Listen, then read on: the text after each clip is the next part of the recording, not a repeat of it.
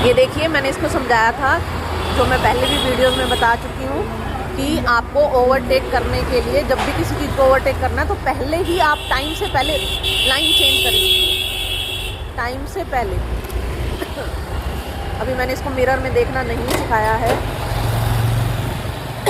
हाँ, अब इसने इस ट्रैक्टर से बहुत पहले लाइन चेंज कर ली है।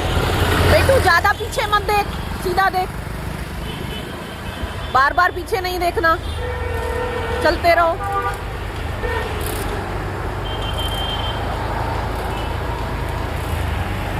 बहुत ज़्यादा ट्रैफिक है अभी, और ये ट्रैफिक में बहुत अच्छा चला रही है। पीछे नहीं देखना, हॉर्न को नहीं देखना, हॉर्न को नहीं देखना। ये देखिए, ये गलती कर रही है, बहुत ज़्यादा पीछे देख रही है, जो कि ठीक नहीं है। फिर से रोक के समझाती हूँ मैं इसको।